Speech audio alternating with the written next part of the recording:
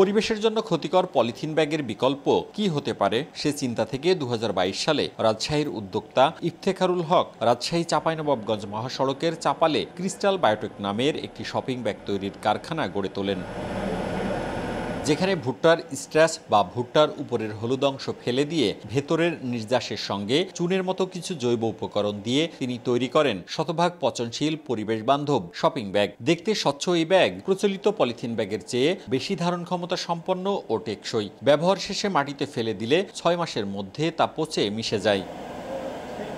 দেশে পলিথিন নিষিদ্ধ হওয়ার পর এই ব্যাগের চাহিদা বেড়েছে। কারখানায় প্রতিদিন অন্তত 2 লাখ শপিং ব্যাগ তৈরি হচ্ছে। যদিও এই ব্যাগ মাটিতে মিশবে কিনা তা নিয়ে সন্দেহ থাকায় এখন পর্যন্ত সরকারের পক্ষ থেকে বাজারে এটি বিক্রির নির্দেশনা জারি হয়নি। উদ্যোক্তা ইফতেখারুল হকের ভাষ্য, আমলাতান্ত্রিক জটিলতা কমিয়ে পরীক্ষার পর ভুট্টার এই ব্যাগ তৈরি, বিপণন ও প্রসারে সরকার উদ্যোগ নিলে বেআইনি পলিথিন উৎপাদন যেমন কমবে, তেমনি তাদের এই বিশেষ উদ্যোগ সফল হবে। পাটের ব্যাগ, কাপড়ের ব্যাগ এবং কাগজের ব্যাগকে প্রমোট করা হচ্ছে। আমাদেরটা এখনও সেই পর্যায়ে প্রমোট করা শুরু হয়নি।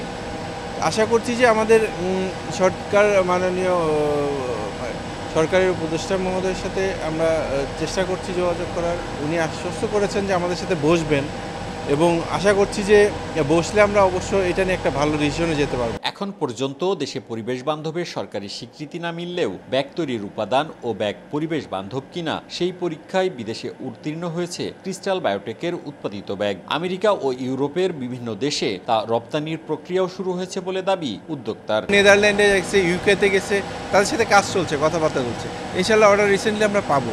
বাট আমার কনসেপ্ট হচ্ছে যে বাইরের চেয়ে আমি দেশটাকে আগে পলিথিন মুক্ত করতে চাই। প্রতিষ্ঠানটির নিজস্ব পরীক্ষায় ব্যাগটি পচনশীল প্রমাণিত হওয়ায় তা কিনছেন স্থানীয় ক্রেতারা। এটা যদি বাস্তবায়ন করা যায় আমাদের দেশের জন্য খুব ভালো এবং আমাদের কৃষির উপরেও খুব নির্ভরশীল হবে। আগামী প্রজন্মকে সুস্থভাবে বেড়ে ওঠার জন্য বা আমাদের জীবনযাত্রাকে যুগোপযোগী করার জন্য একান্তভাবে এই সমস্ত পলিথিন আমাদের জন্য প্রয়োজন। বিভাগীয় প্রশাসন বলছে, যদি সঠিক প্রক্রিয়ায় গুণগত মানের পরিবেশ বান্ধব ব্যাগ উৎপাদিত হয় সেক্ষেত্রে দ্রুতই স্বীকৃতির ব্যবস্থা করবেন। টেস্ট কমপ্লিট করার পরে যে পলিথিনের বৈশিষ্ট্য যদি না থাকে, তখন এটাকে আমি পলিথিন চিন্তা করব না, তখন এটা অন্য নতুন প্রোডাক্টই চিন্তা করব।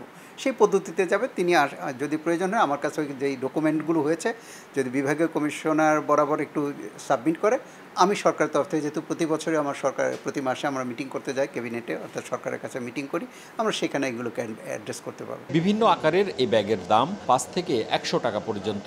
বহন করা যাবে ভারী ও তরল পদার্থ। মওদুদ রানা, সময় সংবাদ, রাজশাহী।